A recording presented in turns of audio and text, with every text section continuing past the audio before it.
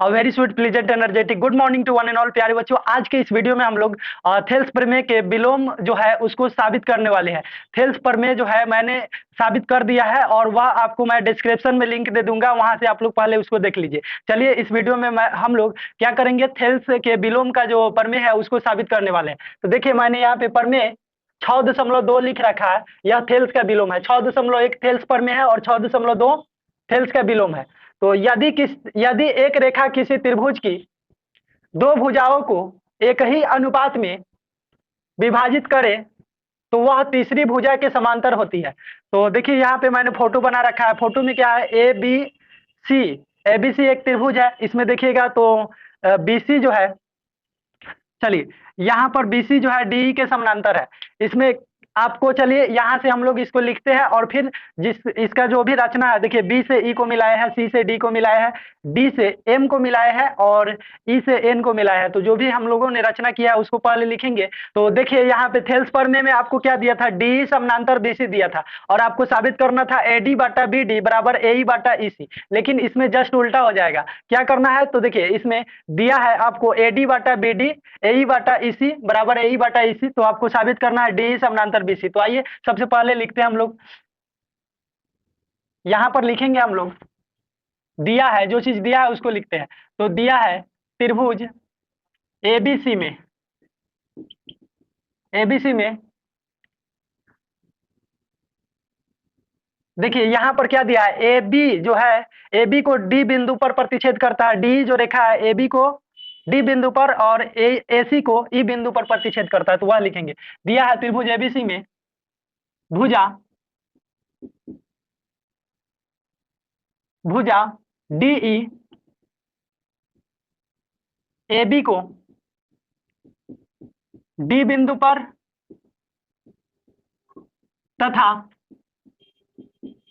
तथा देखिए यहां पर एसी को ई बिंदु पर, एसी को ई बिंदु पर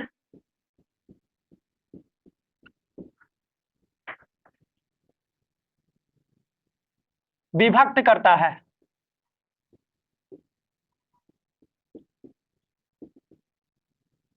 विभक्त करता है। चलिए यहां पर लिखते हैं इस प्रकार विभक्त करता है, इस प्रकार विभक्त करता है कि, देखिए यहां पर करता है कि ए डी बाटा बी डी हो जाएगा और ए ई बाटा ई सी हो जाएगा। ए डी बाटा बी डी बराबर ए ई बाटा ई सी। तो हमें सिद्ध करना है, हमें सिद्ध करना है, जो चीज सिद्ध करना है उसको लिखेंगे। हमें सिद्ध करना है, देखिए हम लोग को क्या सिद्ध करना है, बीसी समानांतर डी, यह सिद्ध कर देना है।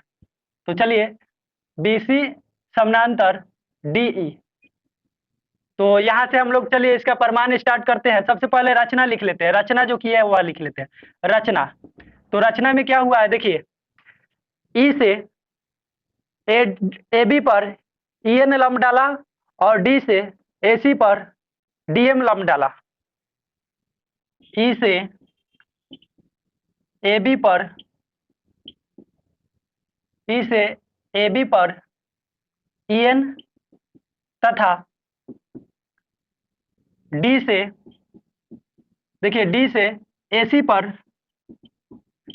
डी एम लंब डाला। चलिए यह आपका रचना लिखा गया। अब यहां से हम लोग लिखेंगे प्रमाण।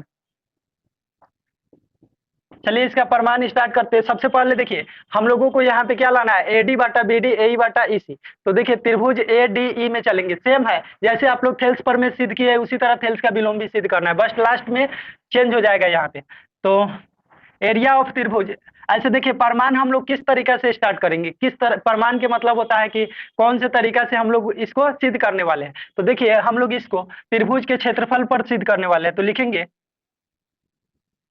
चूंकि त्रिभुज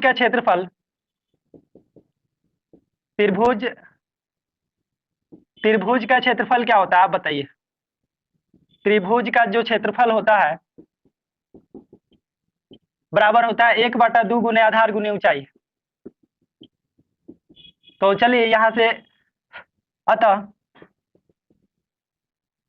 एरिया ऑफ त्रिभुज एडी बटा एरिया ऑफ त्रिभुज, देखिए आपको यहाँ पे एडी लाना है और बीडी लाना है। तो बीडी देखिए किस त्रिभुज में, ऐसे बी डी बीडी, तो इस वाले त्रिभुज में ऐसे ऐसे ऐसे बीडीई में, त्रिभुज बीडीई में, तो लिखेंगे त्रिभुज बीडीई। चलिए यहाँ पर त्रिभुज का क्षेत्रफल क्या होता है, तो 1/2 गुने आधार गुने ऊंचाई। तो आधार यहाँ पे आपको यहाँ से लेना है, एडी है, एडी ले लेते हैं और गुना ऊंचाई। तो देखिए आधार हम लोग एडी लिए हैं तो इसका ऊंचाई क्या है, ईएन है। इस तरह से देखिए ये आधार हो गया और ये वाला आपका ऊंचाई ईएन हो गया। तो यहाँ पर क्या लिख देंगे, ईएन।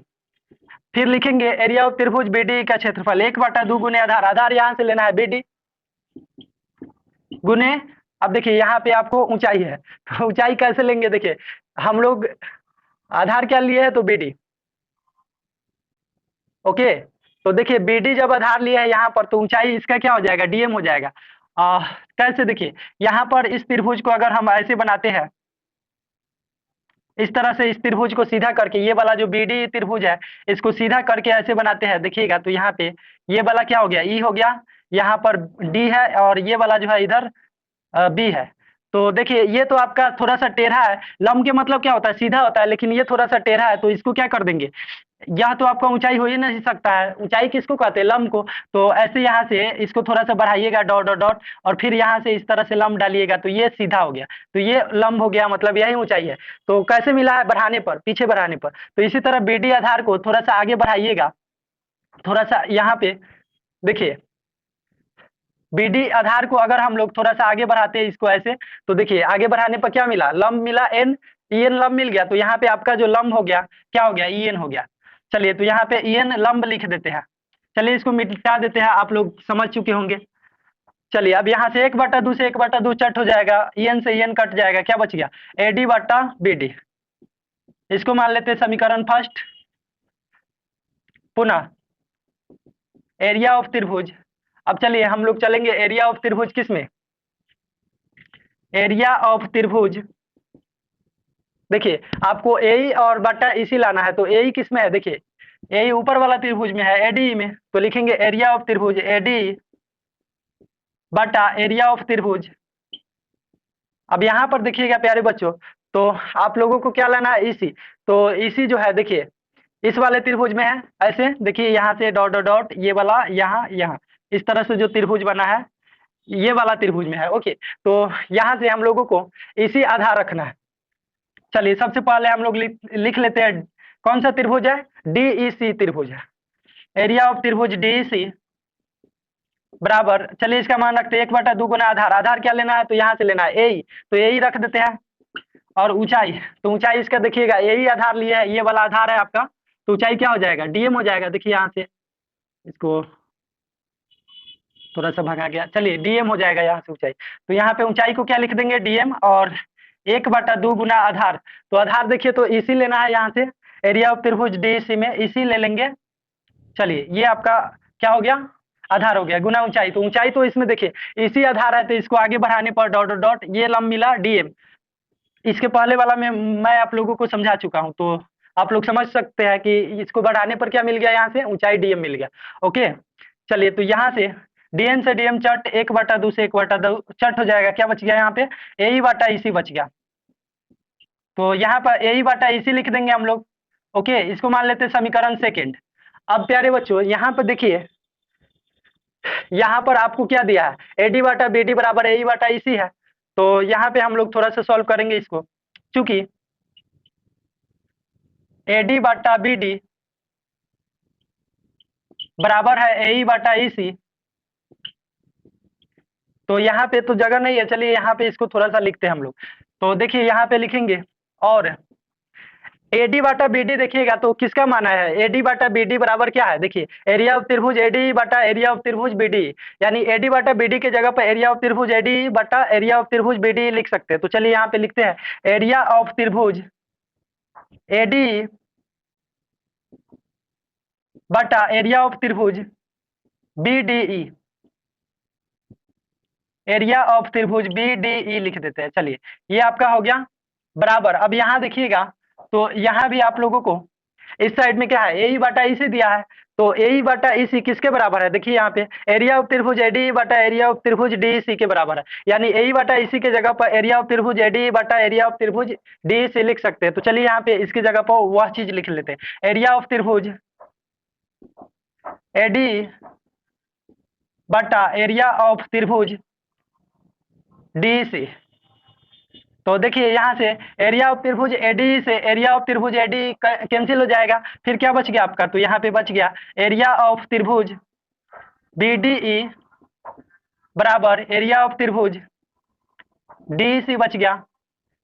चलिए यहाँ पे डीईसी लिख देते, त्रिभुज छूट गया, एरिया ऑफ त्रिभुज डीसी डीईसी, यह चीज बचा हुआ है आपका। तो इसको मान लेते हैं हम लोग समीकरण 3। तो लिखेंगे यहाँ पे, चूंकि एक ही आधार,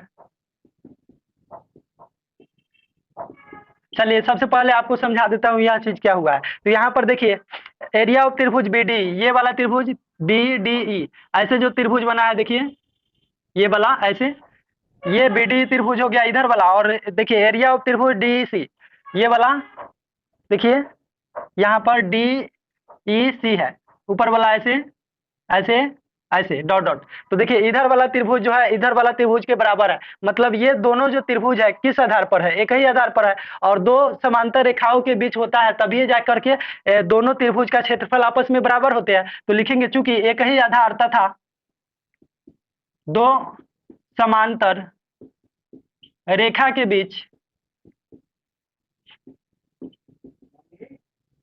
बना त्रिभुज का क्षेत्रफल ही बना त्रिभुज का क्षेत्रफल ही बराबर होते हैं,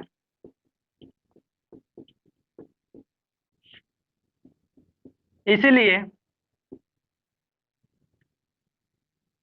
यहां पर क्या हो जाएगा, डी जो है बीसी के समानांतर हो जाएगा। तो लिख देंगे इसीलिए डी समानांतर बीसी है, चाहे ऐसे लिख सकते हैं बीसी समानांतर डी है, डी प्रूव, यह आपका प्रूव हो गया।